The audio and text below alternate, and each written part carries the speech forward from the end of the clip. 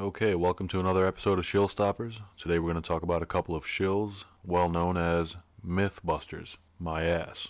Was the landing by U.S. astronauts on the moon a hoax? Did NASA fabricate the Apollo record? Did Neil Armstrong take his first steps in a studio? These questions were addressed in the U.S. show Mythbusters episode 104 in 2008. During the program, a photograph of an astronaut in the shadow of the lunar module was examined. Apollo skeptics claimed that additional lighting was used in this scene. The astronaut can be seen clearly, despite the fact that he is in the shadow of the lunar module. There is only one light source on the moon, the sun. Apollo skeptics also state that there must have been another source of light, which accounts for the astronaut being so well illuminated. Can the sunlight reflected from the lunar surface illuminate the astronaut to such an extent? To investigate this question, Mythbusters recreated in a studio similar conditions to those on the lunar surface. A single source of light, surface material that reflects 8% of light, and a model astronaut on the shadow side of the lunar module who was incorrectly named Armstrong, but of course it was actually Aldrin descending the ladder. Needless to say, the conclusion reached by Mythbusters was that the light reflected from the lunar surface was indeed enough to get such a well-exposed shot of the astronaut. But when verification of this conclusion was undertaken by two Russian cinematographers, Yuri Elkov and Leonid Konovlov, by recreating the shooting conditions as on the, quote, moon, but in a studio, they reached a completely different result. The model astronaut standing in the shadow was very dark, not as in the NASA photo of Aldrin. Moreover, two cinematographers found that the Mythbusters must have resorted to fraud. Initially, the Mythbusters got a negative result, but they then allegedly falsified the actual shooting conditions and reshot everything.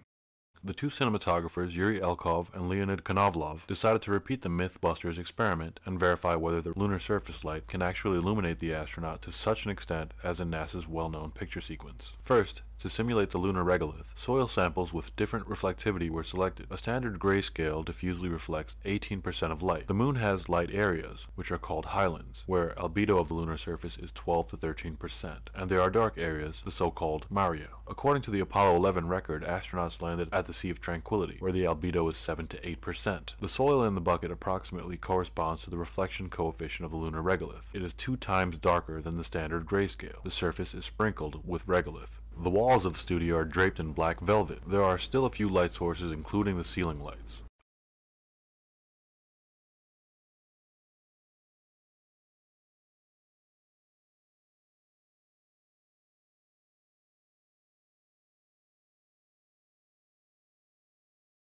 A scale model of a lunar module is set up in the correct orientation, with the ladder in full shadow. The upper lights are not yet turned off.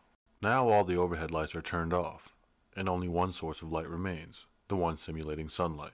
This is how the model astronaut appears in this light. In this picture, the image was artificially lightened in a way to preserve the regolith texture. According to NASA, the snapshot of the astronaut in the shadow of the lunar module was taken on 70mm reversal Kodak color film ISO 160 by a medium format Hasselblad camera. A medium format camera was also used for this exercise, virtually the same design as the Hasselblad, and photographed on Kodak color film ISO 100. This is the camera with a detachable film magazine. To prevent the photographer's face and clothes from acting as a reflective or additional source of light, the photographer wore black gloves and a black gown, which reflects 3 to 4% of the light. But how else could this shot be taken? I'll get back to that, but for now, here are the initial results. They were examined in detail. The model astronaut's boots are completely dark. There is no light that can hit such a low point. The upper part of the helmet is also in darkness. The helmet cannot be lit from above by anything. We see reflected light on the PLSS and on his legs. This is reflected light from the illuminated lunar surface behind him.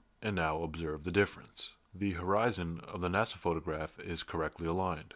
It is not clear what the astronaut was actually doing. Is he supposed to be ascending or descending the ladder? Why was he leaning at a 45-degree angle? Was it possible to descend the ladder in such a fashion? Maybe he'd been standing for a photographer for too long of a time, got tired of waiting, decided to take a little break on his knees. Or maybe the original photograph was of a tiny figurine as well.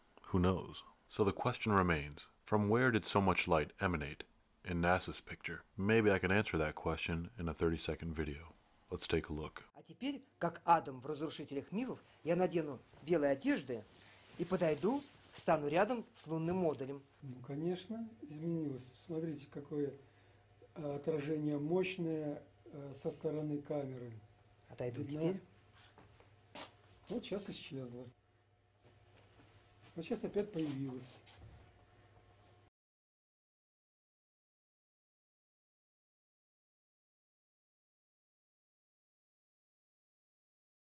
Finally, here are the two pictures for comparison. The astronaut in the shadow of the lunar module with one light source, and another frame with the model astronaut illuminated from the camera position with a powerful source of diffused light. The conclusion reached is unambiguous. NASA's photo is fake. This picture cannot have been taken on the moon, but in a studio with a very strong additional source of illumination from near the camera. A special thanks to Yuri Elkov and Leonid Konovlov. Good luck to you both.